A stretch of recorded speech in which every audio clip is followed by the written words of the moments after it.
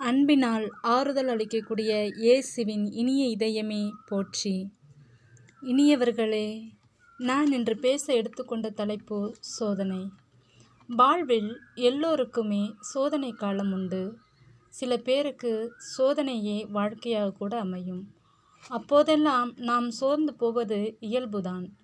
ஆனால் சோதனை ஏன் வருகிறது என்பதை தேடுவதை விட, இன்பம் இருந்தால் துன்பமும் இருக்கும் என்பதே இயல்பு என்பதை ஏற்றுக்கொள்வதில்தான் நம் மனப்பக்குவமே அடங்கியிருக்கிறது.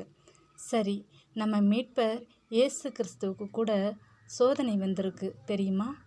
மத்தேயு 4ஆம் அதிகாரத்தில் தன்னுடைய இறையாட்சி பணியை தொடங்குவதற்கு முன்பு பாலை நிலத்தில் சாத்தானால் சோதனை வருகிறது. ஆனால் சோதனைக்கு உட்படுத்த பாலை நிலத்திற்கு அழைத்து செல்வதே தூய ஆவியானவர்தான் என்று உங்களுக்கு தெரியுமா? இதிலிருந்து நாம் ஒன்று தெரிந்து கொள்ளலாம். கடவுளின் அனுமதியுடன் கூட சில நேரங்களில் சோதனை வருகிறது.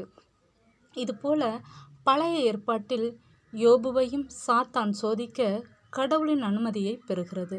அதுபோல பல நேரங்களில் நமக்கும் கடவுளின் அனுமதியுடன் சோதனை வரும் என்பதில் சந்தேகமில்லை.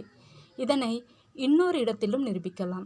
இயேசு இறைவேண்டல் செய்ய கற்றுத்தரும்போது, அதாவது விண்ணுலகில் இருக்கிற எங்கள் தந்தையே என்ற ஜெபத்தை சொல்லி தரும்போது ஒரு வரி ஒன்று வரும்.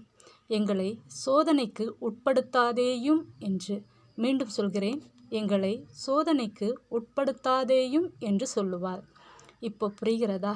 எனினும் எல்லாவித சோதனைகளையும் சொல்ல முடியாது. வினை விதைத்தவன் வினை அறுப்பான் என்பார்கள். சில நேரங்களில் நாம் செய்யும் தீமையாலும், நமது அறியாமையினாலும், நமது பலவீனத்தாலும், பக்குவம் அடையாமையினாலும் சோதனை வரலாம். எனினும் கடவுள் நம்மீது வைத்த நம்பிக்கையும் நாம் கடவுள் மீது வைத்த நம்பிக்கையும் சோதிப்பதை பற்றி தான் நான் பேசுகிறேன்.